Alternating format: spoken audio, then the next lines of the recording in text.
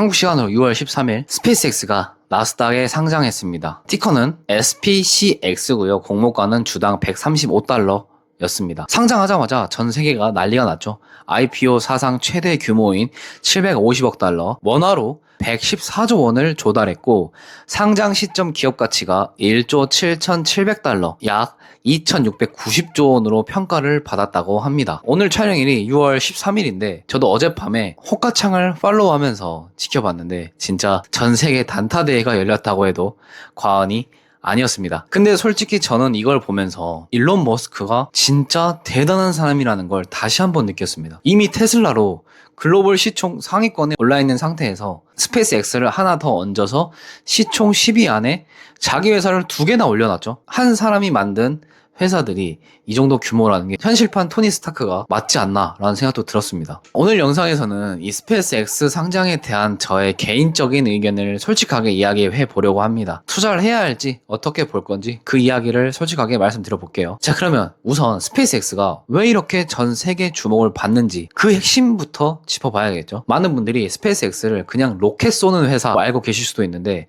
사실 지금 이 스페이스X의 본질은 그게 아닙니다. 핵심은 스타링크입니다. 스타링크가 뭐냐면 위성을 이용해서 인터넷을 공급하는 서비스입니다. 기지국이 필요 없이 적외도 위성을 통해서 인터넷이 안 되는 지구 어디서든 연결을 시켜주는 거예요. 뭐 오지나 사막, 바다 위, 그리고 하늘 위 항공기까지 다 연결이 된다고 합니다. 실제로 우크라이나 전쟁 때 스타링크가 군사 통신망으로 쓰여졌다는 게 보도가 될 만큼 이미 인프라로서의 지위를 확보한 서비스라고 볼 수 있겠죠. 그리고 사업 구조 자체가요, 구독형입니다. 한번 인프라가 깔리면 고객이 잘 떠나지가 않는 구조입니다. 우리가 인터넷 한번 생각해 보면 한번 설치하고 나서 웬만하면 그냥 쓰잖아요. 스타링크는 그 특성이 더더욱 강합니다. 스타링크의 대안 자체가 없는 지역이 많습니다. 그리고 이 구독형이 사실 투자자들이 가장 좋아하는 사업 구조죠. 스타링크는 스페이스X 내에서 매출이 58%를 차지한다고 합니다. 영업 현금 창출이 65억 8천만 달러라고 합니다. 그러니까 실제로 스타링크가 현금 흐름을 만들고 있다는 거예요. 두 번째로 주목한 포인트는 스페이스X가 단순히 우주회사에서 머물지 않는다라는 겁니다. 그러니까 AI 인프라와 직접적으로 연결되기 시작했어요. 일론 머스크가 AI를 가동하는데 필요한 데이터 센터나 인프라를 우주로 올려보내겠다라고 했다고 합니다. 우주 데이터 센터를 짓겠다는 건데 태양광으로 무제한 전력을 만들고 또 냉각 문제도 우주 환경에서 좀 다르게 접근을 하기 때문에 뭐 이런 이야기를 했다고 하는데 진짜 대단한 것 같습니다. 일론 머스크와 구글이 데이터 센터 인프라 구축 관련해서 협의가 또 진행 중이라고도 합니다. 근데 이게 굉장히 초기 단계 같아요. 말만 나오고 있는 거죠. 어쨌든 이거는 굉장히 중요한 신호죠. 구글이 같이 움직이고 있는 거니까. 이 스페이스X를 보는 시각 자체가 스타링크라는 검증된 캐시카우가 있고 이 AI 인프라라는 차기 성장 동력에 얹혀있는 구조라고 보시면 돼요. 그래서 지금 이 엄청난 밸류에이션에도 기관들이 베팅을 하고 있는 것 같습니다. 자, 그러면 저는 샀을까요? 안 샀을까요? 예측하셨겠지만 저는 안 샀습니다. 그리고 앞으로도 살 계획이 없습니다. 이게 스페이스X를 나쁘게 보는 게 아닙니다. 일론 머스크가 진짜 대단한 사람이고요. 진짜 확실히 매력이 있습니다. 그리고 이 스타링크가 훌륭한 사업인 것도 맞습니다. 이 회사가 대단하냐 좋냐를 떠나서 지금 이 가격에 사는 게 맞나? 라는 생각이 들더라고요. 이유를 한번 말씀드리겠습니다. 자, 첫 번째는 돈을 잘 버는 회사가 맞냐라는 겁니다. 2025년 매출이 186억 7천만 달러입니다. 같은 해 순손실이 49억 3천만 달러입니다. 26년 1분기는 더 극단적인데 매출이 46억 9천만 달러인데 손실이 42억 8천만 달러입니다. 왜 그러냐면 이 스타링크가 돈을 다 버는데 그게 다 우주 관련 연구 개발 비용으로 쓰인다고 합니다. 그러니까 스타링크는 분명히 좋은 회사 맞는데 그 현금이 회사 밖으로, 그러니까 뭐 주주에게 흘러 들어오는 게 아니라 사업 투자로 전부 소진이 되고 있는 겁니다. 물론 사업 투자를 해야 된다고 저는 생각하는데 일단 남는 게 아예 없다. 이 투자자 입장에서 회사가 돈을 버는 게 중요한데 그 돈이 결국 주주에게 와야 의미가 있거든요. 지금 구조는 스타링크가 벌면 또 다른 꿈에 더 쓰이는 구조입니다. 자, 그 다음은 밸류에이션인데 현재 시가총액이 한 1조 7,700억 달러 정도 되나요? 현 기준. 그래서 원화로 2,690조 정도 된다고 하는데 근데 EPS가 마이너스입니다. 그러니까 적자 기업이라는 뜻이죠. 그러니까 퍼 자체가 계산이 안 돼요. 이 주식이 싼지 비싼지 판단할 기준이 없다라는 겁니다. 그러면 결국 남는 건 미래에 얼마를 더 벌 것 같으냐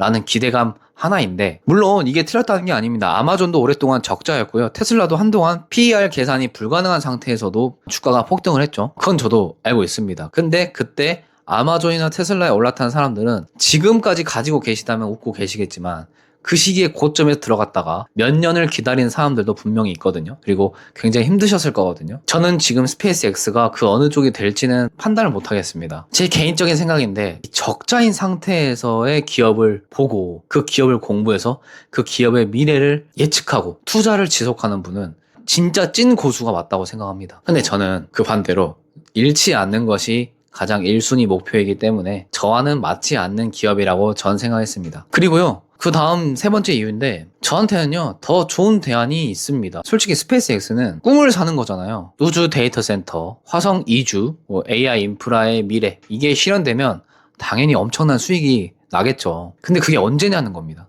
그 현금 흐름이 실제로 주주한테 돌아오는 시점이 5년 뒤인지 10년 뒤인지 20년 뒤인지 30년 뒤인지 아무도 모릅니다. 그 10년 뒤, 20년 뒤, 30년 뒤에 내가 오른다고 했지? 라고 하면 의미가 있나요? 반면에 반도체 섹터의 SK하이닉스나 마이크론은 지금 당장 HBM 수요가 잡히고 있고 AI 데이터 센터가 하나 지어질 때마다 HBM이 먼저 팔립니다. 엔비디아 GPU에 HBM이 들어가고요. AI 인프라 투자 수혜가 스페이스X보다 반도체가 더 먼저, 그리고 더 직접적으로 들어온다는 겁니다. 그래서 저는 지금 그 수혜가 이미 실적으로 확인되고 있는 반도체 쪽이 훨씬 더 좋은 선택이라고 생각합니다. 다음 네 번째 이유는요, 저는 나스닥 100에 이미 투자 중입니다. 정확히 말하면 QLD에 투자를 하고 있어요. 그리고요, 이 QLD에는요 지속적으로 투자할 예정입니다. QLD가 뭐냐면 나스닥 100을 2배로 추정하는 레버리지 ETF입니다. 이 스페이스X가 나스닥 100에 편입이 되면 어떻게 될까요? 제가 아무것도 하지 않아도 이 QLD 안에, QQQ 안에 스페이스X가 자동으로 들어오게 됩니다. 그러니까 스페이스X를 제가 굳이 사지 않아도 자연스럽게 간접적으로 투자할 수 있는 환경이 구성이 되는 거죠. 실제로 스페이스X는 상장 3주 안에 나스닥 100에 들어올 수 있고, 그 순간 QQQ 같은 패시브 펀드가 의무적으로 스페이스X를 매수하게 됩니다. 자연스럽게 투자가 되는 구조죠. 굳이 이 꿈값에 베팅하는, 이렇게 말하면 안 되나? 굳이 이 단일 종목 리스크를 추가로 떠안을 필요가 없다라는 겁니다. 스페이스X에 직접 투자하면 이 회사 하나에 베팅하는 거지만, QLD를 들고 있으면 나스닥 100 전체에 분산된 상태에서 스페이스X의 상승 모멘텀도 자연스럽게 따라가게 되는 거겠죠. 마지막으로 제가 여러분께 드리고 싶은 이야기가 있는데, 이게 마케팅도 중요합니다. 굉장히 중요해요. 근데 결국 본질이 중요하다고 생각합니다. 기업의 본질은 제가 계속 울부짖고 있죠. 실적이죠. 저도 어젯밤에 호가창을 보면서 그 분위기를 느꼈습니다. 엄청난 그 광기에 과열된 느낌을 느꼈습니다. 근데 이 흥분이 가라앉고 나서 이 회사의 본질이 주가를 지탱해 줄 수 있냐? 주가의 경우 단기적으로는 스토리와 기대감으로 움직일 수 있어요. 근데 시간이 지나면 반드시 실적과 현금 흐름에 수렴합니다. 지금 스페이스X는 매출이 있지만 순이익이 없고 그 이익이 언제 주주에게 돌아올지 명확하지 않습니다. 아무리 좋은 스토리도 본질이 뒷받침되지 않으면 시간이 지날수록 주가는 조정을 받게 돼 있다 생각하거든요. 저는 누누이 말씀드리지만 스페이스X가 나쁜 회사라고 생각하지 않습니다. 10년 뒤, 20년 뒤, 30년 뒤에는 엄청 커져 있겠죠. 근데 우리의 시간은 유한하고, 또 하나, 잃지 않는 것이 먼저다. 그 원칙에서 스페이스X에 들어가는 거는 좀 저답지 않다라는 생각을 했고, 재미로 단타 치기는 좋은 것 같아요. 근데 저는 안 샀고 당분간도 살 계획이 없습니다.